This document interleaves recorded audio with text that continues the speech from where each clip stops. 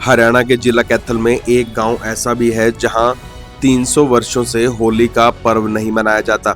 बताया जाता है कि कैथल के उपमंडल गुला में गांव दशहरपुर में पिछले 300 वर्षों से होली का दहन व रंगों का त्योहार नहीं मनाया जाता। इसके पीछे एक बाबा का श्राप है। बताया जाता है कि इस गांव में एक साधु रहता था। होली वाले दिन उसने जलती हुई होली में अग्नि समाधि ले ली थी और मरते वक्त गांव को श्राप दिया था कि इस गांव में आज के बाद होली का त्योहार नहीं मनाया जाएगा। जो कोई भी आज के बाद इस गांव में होली का त्योहार मनाएगा उसका सर्वनाश होगा। वास्तव में कहानी यह है कि इस गांव में एक साधु स्नेही राम रहते थे जो कद के बहुत छोटे थे। एक होली के त्योहार पर जब गांव के कुछ युवा लड़के होली दहन कर रहे थे तो साधु वहां से गुजर रहा था।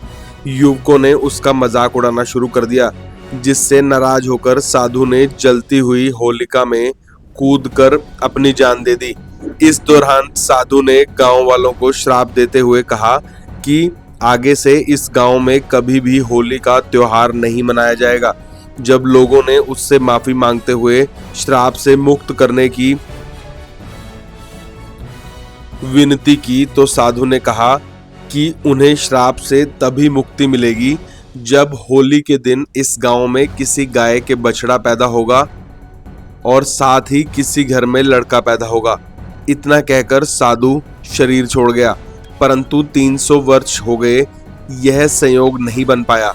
इस घटना के उपरांत गांव वालों ने श्राप से मुक्ति पाने की कोशिश की, लेकिन उनकी कोशिशें असफल रही। आज भी गांव के लोग स्नेही बाबा की समाधि पर पूजा अर्चना करने जाते हैं और मीठी रोटियां बनाकर उनका आशीर्वाद लेते हैं।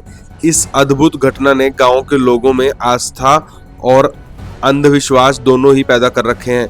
कुछ लोग इसे वास्तविक श्राप मानते हैं, वहीं कुछ लोग इसे सिर्फ एक लोक कथा मानते हैं। इसके बावजूद गांव में 300 वर्षों से किसी ने होली का त्योहार नहीं मनाया गया और ग्रामीण इस परंपरा को आज तक निभा रहे हैं। गुलाचिका से ब्यूरो चीफ कुलभूषण शर्मा की रिपोर्ट। इस गांव में 300 सालों से होली नहीं मन रही है जी। यहाँ कोई बाबा होगा, छोटे कद का, बच्चों ने बुजुर्गों ने उसकी हंसी उड़ाली होगी, वो होलिका में समा गए थे सर।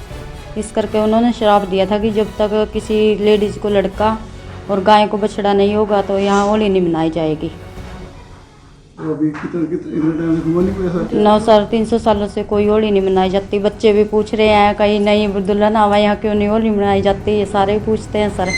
हमने भी पूछे था सर जब हम आए थे, सारे पूछते हैं सर। कभी तो बब्बे को होली के दिन भी दोखते हैं, वैसे मंगलवार को भी दोखते हैं। आए मंगलवार रोटरा बनाते हैं, कोई कुछ सुक्का भी दोखते हैं, कोई प्रसाद के साथ भी मानता तो कर रहे हैं सर। इनकी कभी तो कृपा करेंगे ये। 300 साल पहले की होली मनी हुई है जी। तो बाबा तपस्या कर रहा था, किसी गांव के लोगों ने मजाक उड़ा दिया उसका।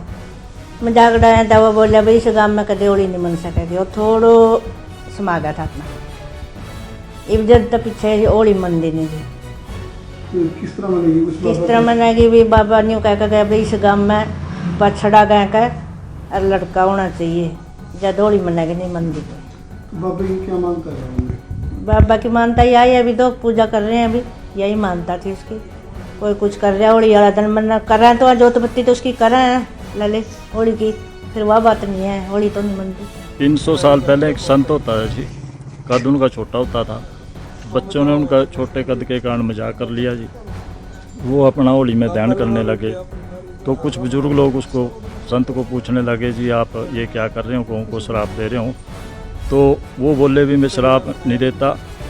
तो जिस दिन गाँव के अंदर होली वाले दिन एक ही घर में औरत का लड़का होगा और गाय का बछड़ा होगा, तो दोबारा से होली मनाना शुरू कर दियो, नहीं इतना आपने कोई होली नहीं मना। तो होली नहीं मनाते? नहीं मनाते।